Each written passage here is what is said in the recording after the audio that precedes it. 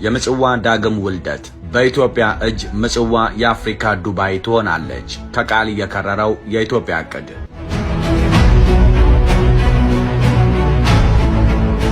ኢትዮጵያ በአንድም በሌላም መንገድ በድርድርም ሆነ በጉልበት በሄደበትም መንገድ ሆነ በሊዝ በፌዴሬሽንም ሆነ በዲፕሎማሲ በቅርቡ ምጽዋ ላይ ትገኛለች።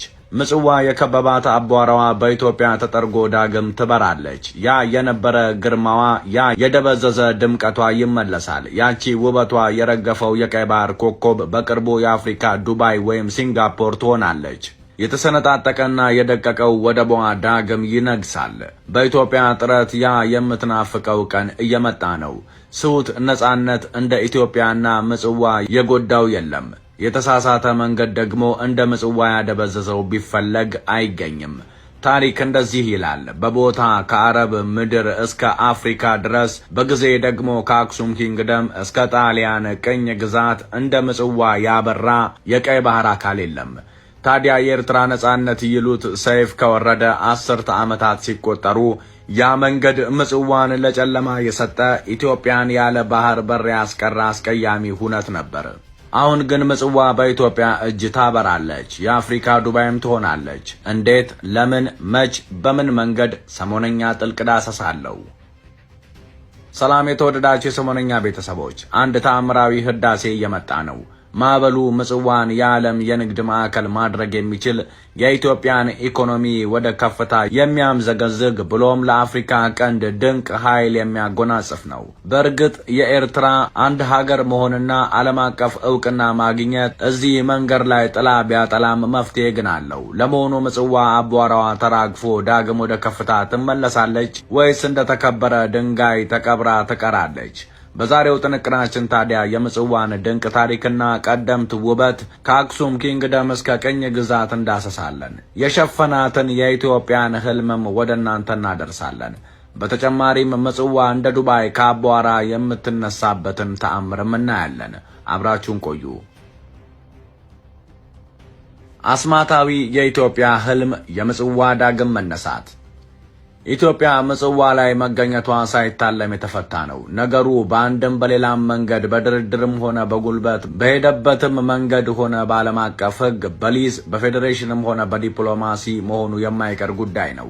ኢትዮጵያ ምጽዋ ላይ ስትገኝ ታዲያ ብርቱ ጦሯን ሳይሆን የቀደመ ብልሃቷንና ዘመናዊነትን ይዛ ነው። የዛን ጊዜ የግንባታ አብዮት ምጽዋ ላይ ይፋፋማል። የጣሊያን ህንጻዎች እንደገና ያበራሉ። ወደቡ ዓለም አቀፍ ሆኖ ይገነባል። በኢትዮጵያ ዕቅድ መሰረት 20 ዘመናዊ ክሬኖች ወደቡ ላይ ይሰማራሉ። ወደቡ 16 ሜትር ጠልቆ ይገነባል። የ1 ቢሊዮን ዶላር የነዳጅ ማጣሪያ ምጽዋ ላይ ተገንብቶ ደግሞ ነዳጅ በፓይፕ ወደ አዲስ አበባ ይጓዛል። በኢትዮጵያ የነዳጅ ዋጋ በእጥፍ ይቀንሳል። በ2030 የወደቡ አቅም ደግሞ በአመት በ10 ሚሊዮን ቶን ከፍ ይላል። ለዚህ ህልም እውን መሆን ኢትዮጵያ ከ2 እስከ 3 ቢሊዮን ዶላር ምናልባትም ከቻይና ቤልት ኤንድ ሮድ ኢኒሺዬቲቭ አሊያም ከቱርክ ታገኛለች። ኬንያ የላሙ ወደብን እንደዛ ነውና ያለማችው። በእቅዱ መሰረት ደግሞ በ2028 ተጀምሮ በ2030 የሚጠናቀቅ ይሆናል። የምጽዋ ድንቅ ትናንት ነበር የወረሳት የቀይ ባህር ኮከብ። የምጽዋ ታሪክ ወደ ኋላ 2000 ዓመት ይጓዛል። ከዛን ጊዜ ጀምሮ ታዲያ ቀይ ባህርን ታከው ከተመሰረቱ ከተሞች ሁሉ ደማቋ ሆና ለእልፍ ዘመኖች እንደገነነች ኖራለች። የአክሱም ኢምፓየር በምጽዋ ወደብ ወርቅና የዝሆን ጥርስ ወደ ውጭ ይልክ ነበር። ዘመን ሲቀየር ደግሞ ቆይቶ ግብፅን ኦቶማኖች ምጽዋን የባሪያ ንግድ ማዕከል አድርገዋትም ነበር። ይህች ከተማ ያላየችው የለም። በ16ኛው ክፍለ ዘመን ደግሞ የጅዳ ወደብን የሚገዳደር ድንቅ ወደብ ነበራት። አንዳንዴ ሁሉም እርምጃ መጥፎ አይሆንምና በዚህ መንገድ ዝቅና ከፍ ስትል የነበረችው ምጽዋ ጣሊያኖች በቀኝ ግዛት ወረራ ወቅት ሲይዟት ዘመናዊነት ተገለጠባት። በጊዜው ጣሊያኖች ታዲያ ወደ ባህሩ የጠለቀ ወደብ ሰሩላት።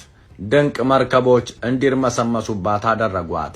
ከአስመራ እስከ ምጽዋ የሚዘልቅ የባቡር መንገድ ሰርተው ንግዷን አጧጧፉላት።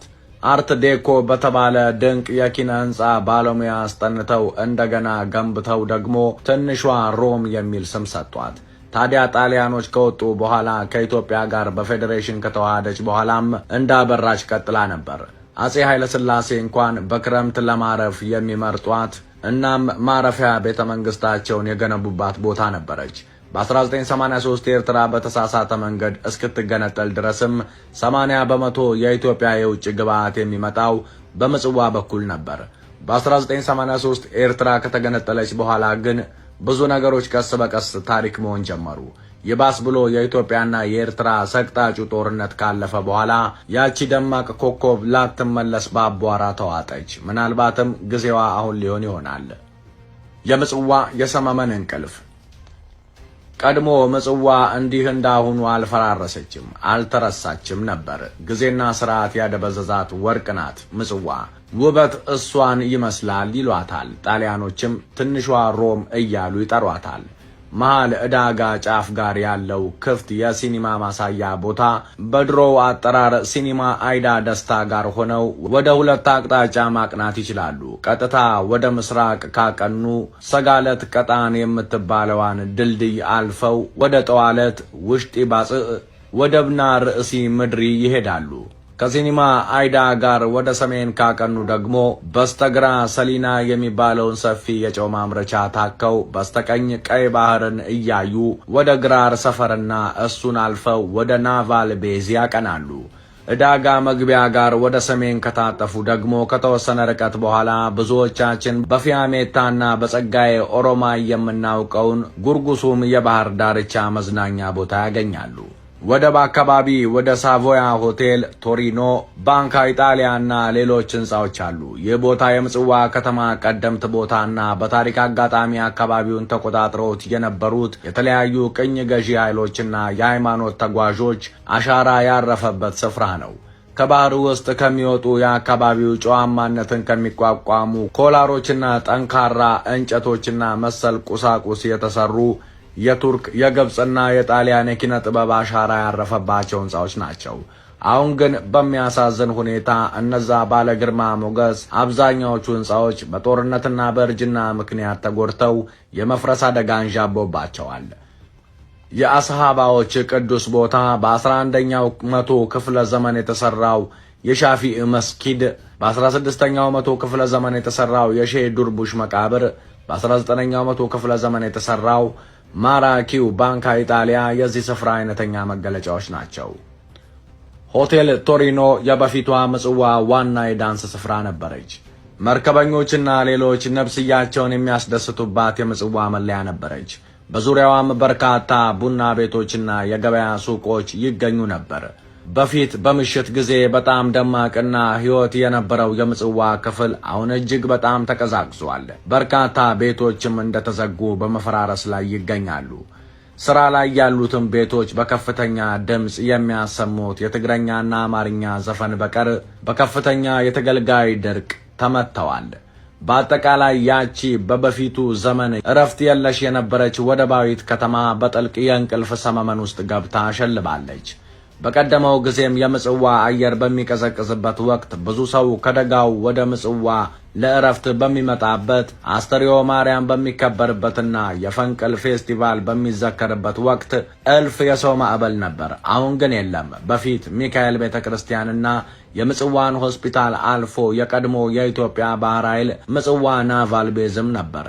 በ1948 ዓመተ ምህረት የተቋቋመው ከአፍሪካ ቀደምት የነበረው ስመገናናው የኢትዮጵያን ባህር ኃይል መርከቦች የነበሩት ኤችኤምኤስ ኢትዮጵያና ሌሎች መርከቦች ከራስ ካሳር እስከ ዱሜራ የነበረው ሰፊ የባህር ክልል የሚቆጣጠሩት እዚህ ቀደምት ዋና አዛዥ ጣቢያ ከሆነው የምጽዋው ናቫል ቤዝ በመነሳት ነበር። በሁለት ዘመናት በ1970 ዓመተ ምህረትና በ1982 ዓመተ ምህረት በተካሄደውና እጅግ ደም አፋሳሽ የነበረውና የብዙ ሺህ ወገኖች እልቂት ምክንያት የሆነው የምጽዋ ውጊያ የተካሄደውም እዚያ አካባቢ ላይ ነው። አቧራ የወረሰው ግዙፉ ወደብ በ1980ዎቹ በአመት 5 ሚሊዮን ቶን ካርጎ የሚያስተናግደው ወደቡ አሁን 1.2 ሚሊዮን ቶን ምርትን ብቻ ያስተናግዳል። ከዛው ትይዩ ደግሞ የጅቡቲ ወደብ ካርጎ የማስተናገድ አቅሙ በአሁን በአመት 22 ሚሊዮን ቶን ነው። በ1920ዎቹ ጣሊያን ድንቅ አድርጎ የሰራው ያ ድንቅ ወደብም አሁን የለም። 60 በመቶ ፈርሷል። ግንባታው ተሰነጣጥቋል። እንዳልነበር ሆኗል። በአሁኑ ጊዜ የዓለም የወደቦች ቁመት ስታንዳርድ ከ15 ሜትር በላይ መሆን አለበት። የምጽዋ ወደብ ግን ቁመቱ 11 ሜትር ብቻ ነው። ይሄ ማለት አሁን ተወዳዳሪ አይደለም ማለት ነው። በመሳሪያ በኩልም ቢሆን 8 እድሜያቸው የገፋና ከ30 ዓመት በላይ የሆናቸው በሰዓት 50 ኮንቴነር የሚሸከሙ ክሬኖች ብቻ ነው ያሉት። የጅቡቲ ዘመናዊ ክሬኖች እንኳን 200 ኮንቴነር በሰዓት ማንሳት የሚያስችል ብቃት አላቸው። በገቢ ደረጃ ካየነው ደግሞ የምጽዋ ዓመታዊ ገቢ $50 ሚሊዮን ሲሆን የጅቡቲ ደግሞ $1.5 ቢሊዮን ነው። በተመሳሳይ ምጽዋ የኤርትራን ጂዲፒ 10 በመቶ ብቻ የሚሸፍን ሲሆን የጅቡቲ ወደብ ግን የሀገሪቱን 90 በመቶ ገቢ ይሸፍናል። ይህ ሁሉ የሆነው ደግሞ ምጽዋ ኢትዮጵያን በማጣቱ ጅቡቲ ደግሞ ኢትዮጵያን በማግኘቷ ነው። ምጽዋ ለመውደቋ ብዙ ምክንያቶች ያሉ ሲሆን ከነሱ መካከል የፕሬዝዳንት ኢሳያስ መንገድ የውጭ ንግድን የማያበረታታ መሆኑ ሀገሪቱን በዓለም አቀፍ ገበያ ከ190 ሀገራት 189ኛ ላይ ያስቀመጣት ሆኗል። በተጨማሪም ብዙ ተደጋጋሚ ማዕቀቦች ኤርትራ ላይ መጣላቸውም ሌላኛው ምክንያት ነው። ከሁሉም የሚልቀው ግን ኢትዮጵያን ማጣት ነው ምጽዋን የሰበራት። ለምን ከተባለ ኤርትራ ከኢትዮጵያ ከተለየች በኋላ ኢትዮጵያ በዓመት ከ18 ቢሊዮን በላይ እንቅስቃሴን በጅቡቲ ወደብ በኩል በማድረግ ለወደብ ኪራይ ለጅቡቲ ከ2 ቢሊዮን በላይ ትከፍላለች። አሁን ግን የኢትዮጵያ ዓይንና ልብ 900 ኪሎ ሜትር ከሚርቀው የጅቡቲ ወደብ ተነስቶ 600 ኪሎ ሜትር ወደምትርቀው ምጽዋ ሆኗል። ኢትዮጵያ ምጽዋን ካለማች ምን ይፈጠራል? ኢትዮጵያ ቡናን፣ ሰሊጥንና ጨርቃ ጨርቅን ኤክስፖርት በማድረግ ከ18 ቢሊዮን በላይ የንግድ እንቅስቃሴን በጅቡቲ ወደብ በማድረግ $2 ቢሊዮን ለጅቡቲ የምትከፍል ሲሆን ምጽዋ ወደብ ከመጣ ግን ይሄ ወጪ አይኖርም፣ ንግዱም በእጥፍ ይጨምራል። በምጽዋ አካባቢ ደግሞ ብዙ የኢኮኖሚ ዞኖች እየተከፈቱ ከ200,000 በላይ የአካባቢው ሰዎች የሥራ ዕድል ይፈጠርላቸዋል። ከምጽዋ እስከ ዳህላክ ደሴቶች 500,000 ቱሪስቶች ይርመሰመሳሉ። ከ300 ሚሊዮን በላይ ገቢም ያስገኛሉ። ከዚህ በተጨማሪ የኢትዮጵያ የዘመናት ህልምና ጸጸት የሆነው የባህር ኃይሏ ቀድሞ ወደ ነበረበት ምጽዋ ተመልሶ መርከቦቹ በቀይ ባህር ይቀዝፋሉ። የደህንነት ጀልባዎቹ የባህር ላይ ወንበዴዎችን ይከላከላሉ። በተጨማሪም ኢትዮጵያ ወደ ቀይ ባህር በመግባት ቀጠናውን ከስጋት የምትጠብቅና ኃይል የምታስከብር ትሆናለች። ከአዲስ አበባ ለመገናኘት የ4 ቢሊዮን 600 ኪሎ ሜትር የባቡር መስመር ከምጽዋ አዲስ አበባ ይገነባል። ፈጣኑ ባቡርም በ4 ሰዓታት ውስጥ አዲስ አበባ ብቅ ይላል። ከምጽዋ መቀሌም በ5 ሰዓት የሚደርስበት የፍጥነት መንገድ ይገነባል። የምጽዋ ኤርፖርትም ይሰፋል። በቀን ከ50 በላይ በረራዎችን ያስተናግዳል። ምጽዋን እንደ ዱባይና ሲንጋፖር የእቅዱ የመተግበሪያ ጊዜ መች ነው?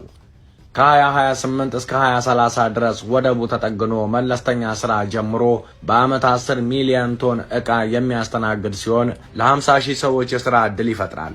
ከ2030 እስከ 2035 ደግሞ SEZ እና LNG ተርሚናሎች ተመስርተውለት በዓመት 30 ሚሊዮን ቶን ዕቃን የሚያስተናግድ ይሆናል። የጅቡቲ ወደብን ይገዳደራል።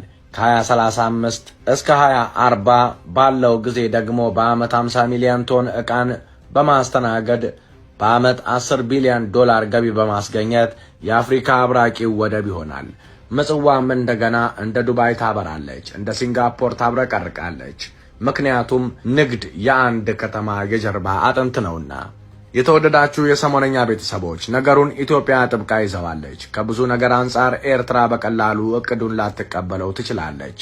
ግን ቀደም ብለን እንዳልነው ኢትዮጵያ በአንድም በሌላም መንገድ በድርድርም ሆነ በጉልበት በሄደበትም መንገድ ሆነ በዓለም አቀፍ ሕግ በሊዝ በፌዴሬሽንም ሆነ በዲፕሎማሲ በቅርቡ ምጽዋ ላይ ትገኛለች።